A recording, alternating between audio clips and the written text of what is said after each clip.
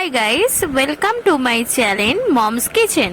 আজকে আমরা তৈরি করব চিকেন পকোড়ার উৎসবের আবহে আমি বানাচ্ছি লাল লাল ঝাল ঝাল চিকেন পকোড়ার রেসিপি। অনুষ্ঠান বাড়ি বা দোকান থেকে কিনে আমরা চিকেন পকোড়া খেতে কে না ভালোবাসি বলো, তাই জন্য আমি আজকে নিয়ে চলে এসেছি চিকেন পকোড়ার রেসিপি। এটা রান্না করলে আমি বলে দিচ্ছি খুবই ভালো লাগবে তোমাদের, কারণ এখানে খুব পাতলা থিন ক্রাস্টেড চিকেন পকোড়া আমি তৈরি করে দেখাবো, আর পুরো সলিড চিকেন থাকবে, মুখে পড়লেই জাস্ট মিলিয়ে যাবে। তো তোমাদের আশা করছি খুবই ভালো লাগবে। তো দেখে নাও, আমি দেখিয়ে নিচ্ছিলাম যে কেমন লাগছে দেখতে। তো চলো আমি রেসিপিটা স্টার্ট করছি আর তোমরাও দেখতে থাকো। তো সবাই দেখে নিয়েছো দেখতে কেমন লাগছে, এবার রেসিপিটা চলো দেখে নিই। তো আমি প্রথমে চিকেনের একটা বেস্টের পিস নিয়ে নিয়েছিলাম, সেটাকে আমি ঘরেই কেটে নিয়েছিলাম। তো সবাই দেখে নাও চিকেনের পিসটা ঠিক কিরকম হবে, খুব একটা বেশি মোটাও হবে না, খুব একটা বেশি পাতলাও হবে না। আমি মোটামুটি সাইজ করে পকোড়া সাইজ করে কেটে নিয়েছি, যাতে মশলাটাও ভালো ঢোকে এবং খেতেও যেন ভালো লাগে। তো আমি 200 গ্রাম মতো চিকেন ভালো করে কেটে নিয়ে ধুয়ে নিয়েছি, ধুয়ে পরিষ্কার করে নিয়েছি। এবার এর মধ্যে আমি মশলা দিয়ে ম্যারিনেট করব। তো চলো দেখে নিই কি কি মশলা আমি দিচ্ছি। প্রথমে আমি 1.5 চামচ মতো আমি জিরে গুঁড়ো দিয়ে দিলাম। আপনারা কিন্তু সেম কোয়ান্টিটি মেনটেন করার চেষ্টা করবেন, তাহলে কিন্তু টেস্টটা ভালো আসবে। তো তারপরে আমি দিয়ে দিচ্ছি সেম কোয়ান্টিটিতে মানে 1.5 চামচ মতো ধনে গুঁড়ো, 1.5 চামচ মতো ধনে গুঁড়ো দিয়ে দিলাম আমি। এরপরে আমি ঝালের জন্য মানে যাতে ঝালটা ভালো হয় তার জন্য আমি লঙ্কার গুঁড়ো দিয়ে দিচ্ছি। এই যে দেখো লঙ্কার গুঁড়ো দিয়ে দিচ্ছি, যে যার কোয়ান্টিটি মতো মানে যে যেরকম ঝাল খাও সেরকম অনুযায়ী তোমরা কিন্তু ঝালটা দিয়ে নেবে। আমি যেরকম ঝাল খাই, আমি একটু ঝাল বেশি খাই, তাই আমি একটু বেশি কোয়ান্টিটিতেই লঙ্কার গুঁড়োটা দিয়েছি। এরপরে কিছুটা কালারের জন্য যাতে লাল লাল একটা ভাব আসে, তাই জন্য কাশ্মীরি মির্চ পাউডার দিয়ে দিচ্ছি। এতে কোনো ক্ষতি নেই, কাশ্মীরি মির্চ পাউডারে কোনো ক্ষতি হয় না। তো কাশ্মীরি মির্চ পাউডার তোমরা দিতেই পারো, ফুড কালারের জায়গায় আমি কিন্তু কাশ্মীরি মির্চ পাউডার দিয়ে রান্নাটা করার চেষ্টা করেছি, কারণ ফুড কালার কিন্তু আমাদের হেলথের জন্য খুবই খারাপ। তো এইবারে আমি দিয়ে দিচ্ছি নুন। আমি নুন দিয়ে নিলাম, স্বাদ মতো নুন দিয়ে নেবে তোমরা। আমি মোটামুটি আমার আন্দাজ মতো একটা নুন দিয়ে নিয়েছি কিছুটা। তো নুন দেওয়া হয়ে গেছে। এইবার আমি দিয়ে দিচ্ছি হাফ পাতিলেবুর রস। পাতিলেবুর রসটা কিন্তু দিতেই হবে, এটা কিন্তু অপশনাল করলে হবে না, এটা কিন্তু দিতেই হবে, কারণ এই লেবুর রসে অনেকটা টেস্ট এনহ্যান্স হবে। তো হাফ আমি পাতিলেবুর রস দিয়ে দিলাম।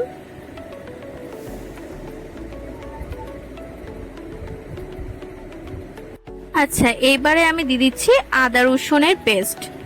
আদা রসুনের পেস্ট ছিল আমার কাছে, তো দিয়ে দিচ্ছি। এবং তোমরা যদি চাও যে আদা রসুন পেস্ট করে পেস্টটা দেবে সেটাও করতে পারো, বা গ্রসারি শপ থেকে কিনে এনে আমি যেরকম আদা রসুনের পেস্ট দিয়েছি তো সেরকম ভাবেও দিতে পারো। তো আমি আদা রসুনের পেস্টটা দিয়ে নিয়েছি। এবারে আমি ভালো করে মশলার সাথে চিকেনটাকে ভালো করে মেখে নেব, যাতে মশলার সাথে মানে কোনো চিকেন যেন আলাদা না থাকে, চিকেনের সাথে মশলাগুলো যেন ভালো করে মিক্সড হয়ে যায়। ভালো করে মেখে নিচ্ছি চিকেনটাকে।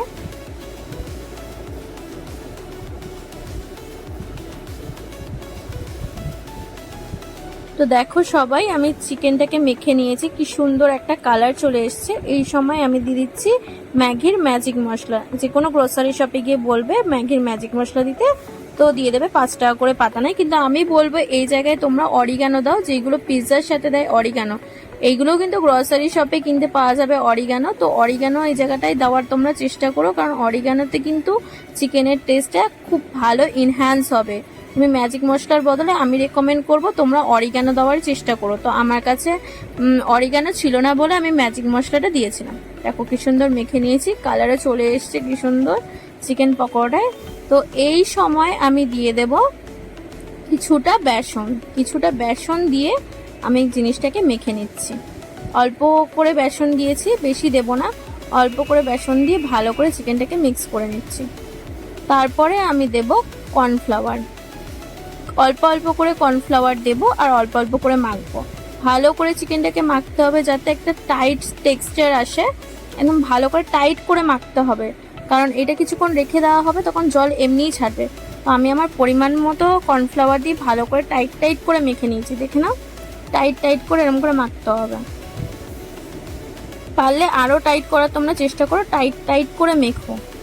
এবার এটা আমার মাখা হয়ে গেছে। এবার এটা আমি প্রায় আধা ঘন্টা মতো আমি চাপা দিয়ে রেখে দেবো। তোমরা চাইলে 45 মিনিটও চাপা দিয়ে রাখতে পারো। আচ্ছা, এবার আমি গ্যাসটা জ্বালিয়ে নিচ্ছি। তো গ্যাসটা জ্বালানোর পর আমি এখানে তেল দিয়ে নেব।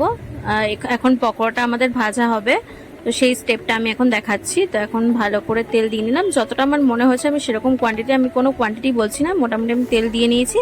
এইবারে আমি চিকেনগুলোকে ভেজে নিচ্ছি, মানে প্রত্যেকটা চিকেন ভালো করে দিয়ে দিচ্ছি তেলের মধ্যে।